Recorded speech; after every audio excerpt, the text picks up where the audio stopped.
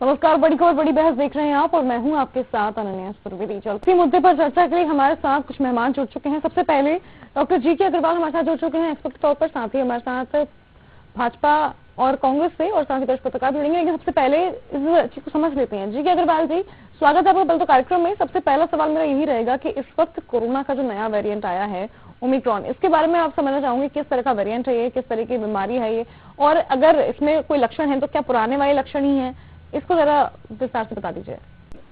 Corona से सावधान रहना जरूरी है। कोरोना से भयभीत होने की बिल्कुल ही आवश्यकता नहीं है। ये हो सकता है कि इसका प्रभाव लंबे समय तक हो, पहले से ज्यादा घातक हो, क्योंकि ये नई नई बीमारी है।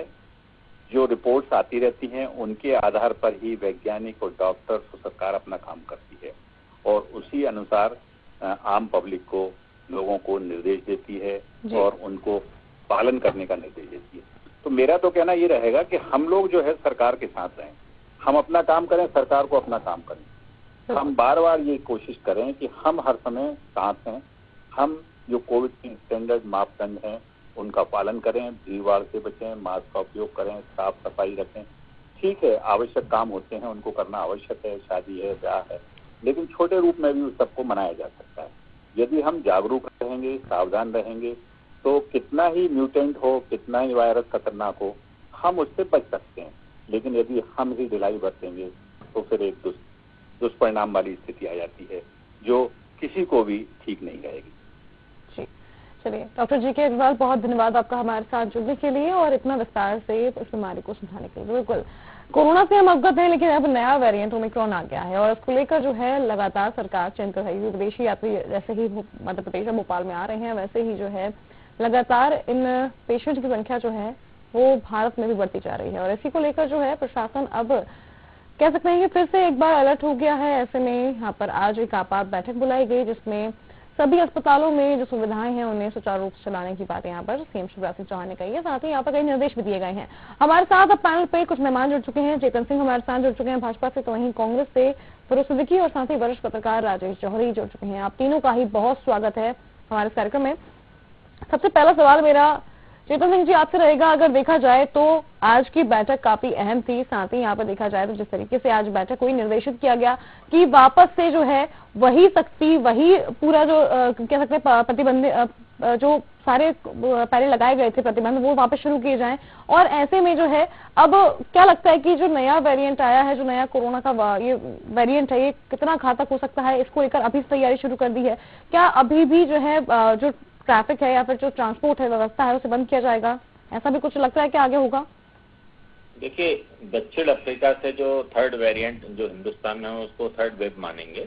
ओमिक्रॉन नाम से WHO ने इसको उपाधि दी है और इसका इनपुट भारत सरकार को लगभग 9-10 दिन पहले आ चुका था और इसीलिए आज से 4 दिन पहले देश के यशस्वी प्रधानमंत्री जी ने देर रात्रि हाई मोड पर एक हाई लेवल की मीटिंग बुलाई है और सभी राज्यों को जहां तक संभावित खतरे की जितनी भी जो माननीय प्रधानमंत्री जी के पास जो जानकारियां थी उन सारे ही चीजों को लेकर के सारे राज्यों को अलर्ट किया गया है।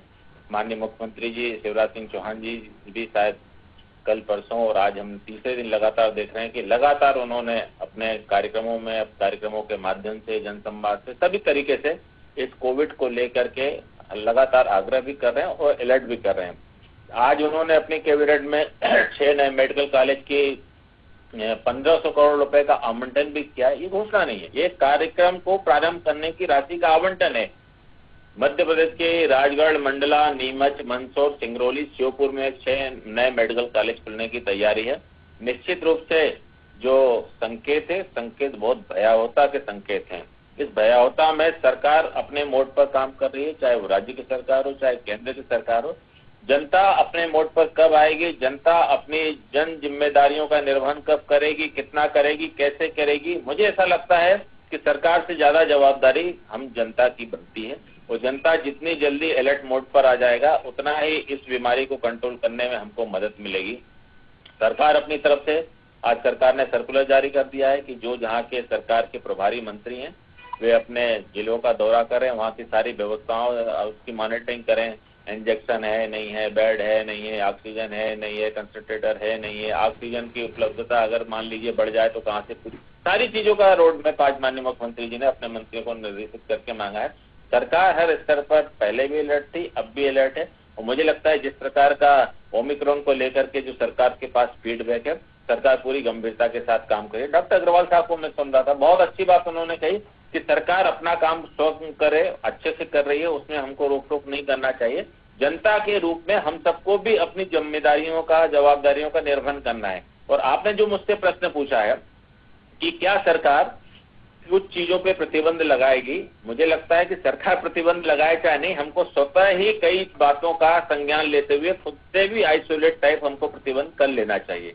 क्या मास्क हम नहीं कर सकते, क्या सैनिटाइज नहीं कर सकते, क्या हम साफ सफाई नहीं कर सकते, क्या ठीक है सरकार ने 50% क्षमता के साथ स्कूलों को खोलने की जो छूट दी है, मैं कहता हूं ना, हम अभिभावक हैं, हम क्यों भेजें अपने बच्चों को, ये संज्ञान तो हमको भी लेना पड़ेगा। सरकार तो तब करेगी जब इसकी भयावहता लोगों में फैल चुकी होगी, तो इस बात का हम इंतजार क्यों करें। अगर जनता ने सरकार का सहयोग 2 कदम आगे बढ़ करके किया तो निश्चित रूप से जो कैजुअलिटी WHO ने चेतावनी के माध्यम से जारी की है, वो उस भयावहता से हम कहीं ना कहीं बच जाएंगे और हमारे अपने प्रदेश को भी हम बचा करके ले जाएंगे। और सबसे बड़ी बात यह है, हम रखेंगे, जितनी सुरक्षा हम रखेंगे उतना ही हम अपने घर को, परिवार को, खुद को, अपने जिले को, प्रदेश को बचा करके रख सकते हैं। थोड़ी सी भी लापरवाही, मैं देखिए संगठन का तो ये मानना है कि जो भी रिलैक्सेशन अभी जारी किए गए थे, संगठन उस पर विचार कर रहा है। माननीय प्रदेश अध्यक्ष जी अभी आज इंदौर से वापस संभवतः आ जाएंगे, उसको लेकर के पार्टी स्तर पर भी बैठक करेंगे, क्योंकि माननीय प्रदेश अध्यक्ष जी खुद भी इन सारी बातों की मॉनिटरिंग करते हैं। और BD शर्मा जी ने लगातार कोविड को लेकर के अलग अलग कैंपेनिंग भी चलाई है पार्टी संगठन के स्तर पर, कार्यकर्ताओं के माध्यम से, सोशल मीडिया के माध्यम से, सामाजिक स्तर पर जो लोग डॉक्टर के रूप में सेवाएं दे रहे हैं। मैं आपके पास लौटूंगी। फिरोज सिद्दीकी जी, इस तरीके से अभी हमें जाना कि बीमारी जो है फिर से कोरोना का नया वेरिएंट के रूप में वापस आ रही है, 3rd वेव माना जा रहा है इसको, लेकिन अगर अभी देखा जाए तो अब सरकार जो है इस पर वापस से सख्ती आज दिखा रही है। मुख्यमंत्री ने आज बैठक ली है और बैठक में जो है तमाम यहाँ पर अधिकारियों को निर्देशित किया गया है कि सख्ती वापस से की जाए, लेकिन यहाँ पर लोगों से अपील करने की बात उन्होंने कही है कि यहाँ पर स्वतः ही जो है अपनी सुरक्षा करनी पड़ेगी। आपके क्या विचार है इस पर? देखिए, स्वतः ही करना पड़ेगी, जैसा कि डॉक्टर अग्रवाल साहब ने कहा, स्थितियां बहुत जो तीसरी लहर है वो ज्यादा भयावह हो। और मैं आपको ठीक 1 साल पहले लिए चलता हूँ, नवंबर 2020 में, जब भी कुछ ऐसे ही कोरोना के संकेत आने लगे थे और हम लापरवाह थे और लापरवाही की इंतहा कर दी, और उसका आखिरी में नतीजा ये हुआ कि वायरस लोड इतना बढ़ गया कि मतलब आग की तरह कोरोना फैल गया। और जैसा कि अभी अग्रवाल साहब ये भी बता रहे थे कि ये वाला जो वेरिएंट है, ये इस वेरिएंट में इसका 45 गुना ज्यादा इफेक्ट है तेज फैलने की, इसकी जो तीव्रता है वो फैलने की, स्प्रेड होने की, वो 45 गुना ज्यादा है पुराने वेरिएंट से। सरकार को चाहिए कि सबसे पहले ये शादी पार्टियों पे इन पर रोक लगाई जाए, मतलब बहुत कम एक सीमित मात्रा में लोगों को शादी पार्टी के लिए वो कहा जाए, नंबर 1। नंबर 2, जितनी भी भीड़ भाड़ वाले इलाके हैं वहाँ सोशल डिस्टेंसिंग का कड़ाई से पालन किया जाए, और साथ ही साथ ताकि वायरस लोड ना बढ़े, इन्फेक्टेडों की संख्या ज्यादा ना बढ़े, तब कोरोना एकदम तेजी से फैल जाएगा, ये हमको भी नहीं पता चलता। जैसे पिछली बार नहीं चला, इस बार भी नहीं चल पाएगा। और तो सबसे पहले तो ये सब स्ट्रिक्ट गाइडलाइनों को स्ट्रिक्ट किया जाए और सरकार को वैज्ञानिक तरीके से काम करना चाहिए। अभी जुम्मा 15 दिन नहीं हुए कि मुख्यमंत्री ने सारी कोरोना की जितनी भी गाइडलाइंस थी वो सबको लिफ्ट किया, ऊपर कर लिया। वो जब भी कांग्रेस ने, माननीय कमलनाथ जी ने आपत्ति दर्ज कराई थी कि भाई ये बात ठीक नहीं है जो आप कर रहे हैं, वैज्ञानिक कारण इसके पीछे पहले देखे जाएं फिर किया जाए। ये बात सही है कि हमारी अर्थव्यवस्था धाराशायी हो रही है, हमारा जो शैक्षणिक प्रणाली है वो पूरी धाराशायी हो गई है, इससे हमारे नौनिहाल बच्चों का और विद्यार्थियों का भारी नुकसान हो रहा है। ये सब बातें सही है, लेकिन जान है तो जहान है। पहली प्राथमिकता ये है कि जान बचानी है, और हमारे पास दवाई नहीं है, वैक्सीन है। वैक्सीन कितना कारगर होगा ये अभी नहीं कहा जा सकता, क्योंकि स्पुतनिक फेल हो गया रूस में, अफ्रीका में जितने जो थे वैक्सीन थे वो सारे फेल हो गए, और पूरे यूरोप को और रूस को लॉकडाउन लगाना पड़ा। यही लगभग स्थिति भारत में भी होगी। सबसे पहले तो सरकार कड़ाई से गाइडलाइनों का पालन कराए, बहुत कड़ाई से, कोई इसमें रूल रियायत बरतने की जरूरत नहीं है। विपक्ष मांग करता है लोगों को हम जान बचा लें, लोगों की वैकल्पिक व्यवस्थाएं रखें, लोगों के भोजन की, पानी की, दवाई की, अस्पताल के बेड की, ऑक्सीजन की, और भी जो जरूरतें हैं उन जरूरतों को हम ध्यान में रखें। विदेशी नागरिकों का आना पूर्णतः प्रतिबंधित मध्य प्रदेश में हो जाना चाहिए अब, और जिसको अंदर आना है, जो भारत का नागरिक है और विदेश से वापस आ रहा है, तो 15 दिन क्वारंटीन रहे, उसके बाद उसको हम भारत अंदर प्रवेश देंगे। ये सारी गाइडलाइंस को हमें बहुत कड़ाई से पालन करना पड़ेगा, अन्यथा जनता जो है, जनता को हम जागरूक करते हैं, अपील भी स्थिति वापस वैसे ही होने की जो है कगार पे आ जाएगी। बिल्कुल राजेश जौहरी जी, मैं आपसे समझना चाहूंगी यहाँ पर कि जिस तरीके से अभी आपने दोनों प्रवक्ताओं को सुना, माना कि यहाँ पर स्थिति जो है काफी गंभीर हो सकती है आगे। कोरोना की हमने पिछली फर्स्ट और सेकंड वेव देखी है, और सेकंड वेव में तो हमने बहुत ही कह सकते हैं कि भयावह स्थिति देखी है। लापरवाही किसकी माने? यहाँ पर जनता को समझाने के साथ साथ सरकार की जिम्मेदारी थी, और ऐसे में अभी फिलहाल राजनीति हो रही है। इस वक्त में राजनीति होनी चाहिए इस मुद्दे पर, यहाँ पर इसमें सावधानी जरूरी है? देखिए, राजनीति तो बिल्कुल नहीं होनी चाहिए इस मुद्दे पर, इस गंभीर मुद्दे पर, क्योंकि कोरोना ये नहीं देखेगा कि कौन सा आदमी कांग्रेस का समर्थक है और कौन सा आदमी बीजेपी का समर्थक है या फिर किसी और पार्टी का। लेकिन सरकार या पॉलिटिकल पार्टी जो है, देखिए इनका रोल इन्होंने बहुत, आप देखिए टेलीफोन, मोबाइल की अभी तक रिंगटोन, BSNL की रिंगटोन अभी तक वो चल रही है। तो इसलिए सरकार और उनके लेवल पे जो जितना सेंसिटाइजेशन था वो तो उन्होंने पूरी कोशिश की, लेकिन जिन जनता के जिन्होंने अपने खो दिए वो भी डरना बंद कर दिया। ये चिंता की बात है ना, जिनके घर के लोग चले गए वो अगर नहीं डर रहे हैं तो ये ज्यादा चिंता की बात है। और इस बार पहली बार ऐसा लग रहा है कि सेंट्रल और स्टेट दोनों ही स्तर पे सरकारों ने और अधिकारियों के स्तर पे उन्होंने तैयारी पहले शुरू कर दी है, तो शायद इसका नुकसान हमें कम हो। लेकिन आपको इसकी सीरियसनेस आप दोनों को बता दें, बीजेपी कांग्रेस के अपने जो प्रवक्ता हैं उनको बता दें कि एक कर्नल जो है, एक कलिंगपोंग एक जगह है, तो कलिंगपोंग में पोस्टेड थे। 21 तारीख को उनको इस मतलब ओमिक्रॉन कितना खराब है, खतरनाक है, ये आप देखिए कि 21 तारीख को उनको निमोनिया जैसे सिम्टम्स हुए, उनको वहीं के मिलिट्री हॉस्पिटल में ले जाया गया, और 21 तारीख के बाद उसके 24 तारीख को उनकी स्थिति बहुत ज्यादा सीरियस हो गई, तो उनको एयर एवैक्यूएशन करा गया, बेस हॉस्पिटल ले जाया गया, और हेलीकॉप्टर में ही उनको मल्टीपल कार्डियक अरेस्ट आए, मतलब 4 या 5 बार कार्डियक अरेस्ट आए, और जब वो अस्पताल पहुंचे 1-2 घंटे बाद उनकी डेथ हो गई 25 तारीख को। तो आप देखिए 21 को शुरुआत हुई और 25 को आदमी खत्म हो जाता है। एक मिलिट्री वाला बहुत फिट होता है, हर दिन सुबह दौड़ता है, 6 किलोमीटर का उनका जो नियम है बीपीटी का, वो आदमी जो है 4 दिन में चला गया, तो हमारा आपका सिविलियन से क्या होगा, ये हमको देखना है। और तीसरी बात अनन्या जी सबसे इम्पोर्टेंट है कि ये जो कोरोना है ये एक मैन मेड वायरस है, हम इसको माने, हम सब लोगों को इसको एडमिट करना चाहिए, मैन मेड वायरस है, और इसकी प्रोग्रामिंग है बाकायदा। तो ये ऐसी एक पहली वेव आई है, दूसरी आई, फिर तीसरी अब ऐसा लग रहा है कि आ गई है, और ऐसी कई लहरें आएंगी, कई लहरों पे लहरें आएंगी, और हमको इसके साथ, कोरोना के साथ रहना सीखना पड़ेगा। लगातार पूरे समय तो बंद नहीं रखा जा सकता, क्योंकि बहुत सारी चीजें प्रभावित हो रही हैं। तो जैसे ही 2 वेव्स के बीच में जैसे ही मौका मिले पूरे तरीके से खोला जाए, फिर बंद कर दिया जाए, जैसे ही केसेस आए और जनता जागरूक हो जाए, तो इतना नुकसान नहीं होगा हमारा। लेकिन सबसे इम्पोर्टेंट बात यही है कि हमको जो बाकी, चाहे अर्थव्यवस्था हो, चाहे इतने सारे लोग, कोई भुखमरी या कगार नहीं हो जाए, बेरोजगारी ना बढ़ जाए, बहुत ज्यादा लिमिट ना क्रॉस कर जाए, उसके लिए खोलना भी जरूरी है। और सबसे इम्पोर्टेंट चीज है जनता की जागरूकता, जो कि अपने आपके चैनल और बाकी जो मीडिया है उसकी जिम्मेदारी है कि जनता को जागरूक करे। जी प्रीतम सिंह जी, यहाँ पे अगर देखा जाए तो जो पाबंदियां अभी हटाई हैं मुख्यमंत्री ने, क्या लगता है कि ये पाबंदियां कुछ ज्यादा जल्दी हटा दी, या फिर अभी अगर कोरोना की चिंता अगर बढ़ रही है तो क्या लगता है कि फिर से जो है वापस उतनी ही सख्ती वापस लागू होगी? क्या फिर से उड़ानें बंद हो जाएंगी? क्या फिर से भोपाल जो है लॉकडाउन होगा? क्या लॉकडाउन की परिस्थिति बनती दिखाई देगी आगे? देखिए, सरकार ने अगर पाबंदियां हटाई तो सरकार के पास फीडबैक था। सरकार फीडबैक के आधार पर काम करती है। सरकार जिस प्रकार की परिस्थितियां आती हैं उस प्रकार की परिस्थितियों के अनुसार निर्णय लेती है। अब जिस प्रकार की परिस्थितियां 5 से आज 45 प्रकरण सरकार के पास आए हैं, तो आज सरकार ने कैबिनेट में उस विषय को रखा ना, और निश्चित रूप से अगर आने वाले 24 घंटे, 48 घंटे, 72 घंटे में अगर परिस्थितियां और गंभीरता से इशारा करेंगी, तो जो भी चीजें खोली हैं स्वतः ही उसको बंद करेगी। सरकार चारों ओर से, सारी चारों दिशाओं से 2 खुली आंखों से देख करके निर्णय कर रही है। सरकार सोने के मोड में नहीं है। क्योंकि सरकार के मुखिया जब 18-18, 20-20 घंटे काम करते हैं तो इस बात को हमको भी समझना चाहिए कि सरकार जब सारी चीजें देख करके अगर किसी बात का अगर हम जनता से अपेक्षा कर रही तो हमको दुगनी ताकत के साथ सरकार का सहयोग करना चाहिए।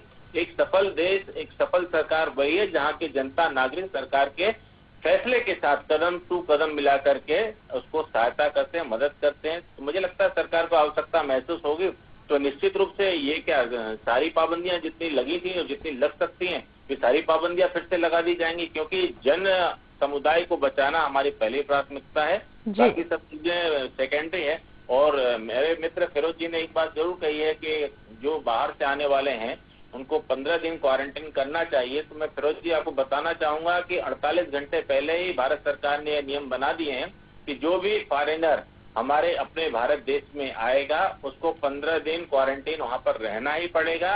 और जहां से फ्लाइट चल रही है पहले वहां पर उसको 32 घंटे पहले अपनी RT-PCR टेस्ट कराना है, फिर जाकर के रिपोर्ट लेना है, फिर उसके बाद में आपको यात्रा की अनुमति होगी। और आज संभवतः केंद्र सरकार कुछ ऐसे भी फैसले कर सकती है जिसमें कई देशों से आने वाले नागरिकों को पूर्ण रूप से हम बैन करने की स्थिति में है।